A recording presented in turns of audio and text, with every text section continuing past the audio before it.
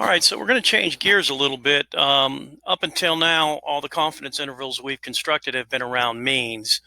So in this video, we're going to present methods for using a sample proportion to estimate the value of a population proportion.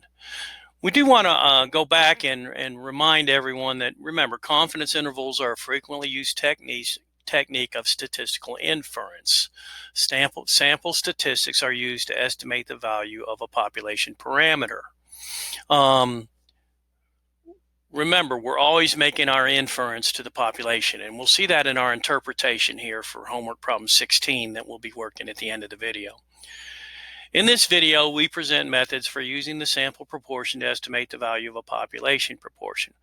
We find the sample proportion is the best point estimate of the population proportion and used to calculate the margin of error.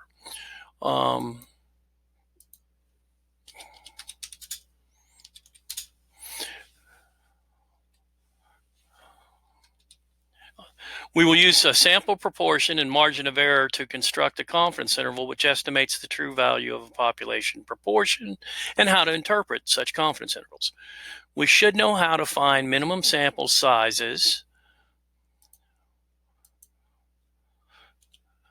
necessary to estimate a population proportion. This is going to be demonstrated in the next video. So we're going to talk about estimating population parameters, how to identify the best point estimate. A point estimate is a single value or point used to approximate a population parameter. The sample proportion p hat, represented symbolically as, and there you see p hat right here, is the best point estimate of the population proportion p. Recall, this is calculated with our old friend x divided by n, or x over n. You heard me say that so many times previously, where x is the number of successes in the sample size n. The formula is x divided by n equals p hat. Proportions will always be represented as either a decimal between 0 and 1 or as a percentage between 0 and 100%. If you come up with anything other than this, it is an error. Sometimes you will be presented with a problem where the information is a sample size n and p hat. In this case, the formula you would use is n times p hat equals x. This formula will be necessary for some problems since using the Statcrunch function, proportion stats, to construct confidence intervals around proportions requires x and n. The following examples from the Chapter 6 notes demonstrate how to use the two formulas. So in the first one, in a Pew Research Center poll, 70% of 1,501 randomly selected adults in the United States believe in global warming. So the sample proportion is p hat equals 0.7. Find the best point estimate of the proportion of all adults in the United States who believe in global warming. So we're going to use this formula, n times p hat equals x. So 1,501 plugged in for n times 0.7 plugged in for p hat equals 1,050.7. This would round to 1,051. We are talking about people, and we can't interview part of a person, which gives us x over n, the part 1,051 over the whole of 1,501.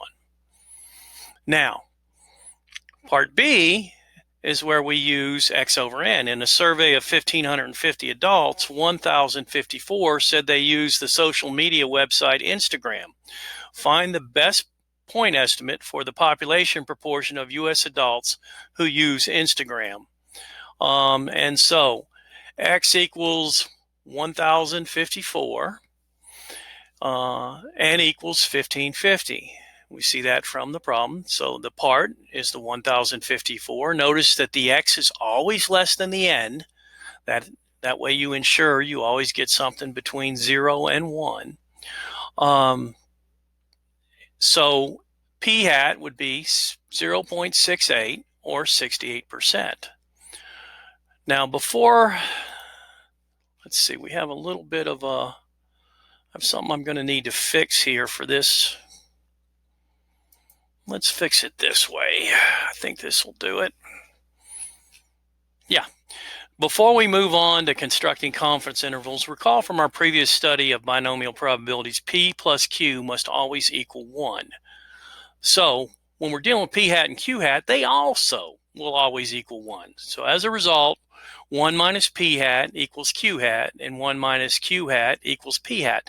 And if you're having to calculate margins of error by hand, p hat and q hat are used to calculate the margin of error. So now that we got all the background information, let's look at a sample problem. Here we see problem 16 from the homework. The image displayed is the completed problem, and we'll be using a new tool from Statcrunch called proportion stats. Constructing confidence intervals for proportions also require the use of the margin of error that is calculated using z-critical values. However, with the use of proportion stats, this is unnecessary. So here's my question. In a survey of 2,656 adults, 1,404 say they've started paying bills online in the last year. You can tell this question's a bit dated. I'm sure those numbers would be much higher today, especially during a pandemic. Construct a 99% confidence interval for the population proportion and interpret the results. A 99% confidence interval for the population proportion is 0.504 and comma 0.554. Now that's one of, I'm going to show you, there's two ways you can notate a confidence interval. So we're rounded to 3 decimal places, and we're going to see my interpretation here with 99% confidence. So this is the completed problem from the assignment I did. And this is what Statcrunch is going to look like. We're going to walk through this together.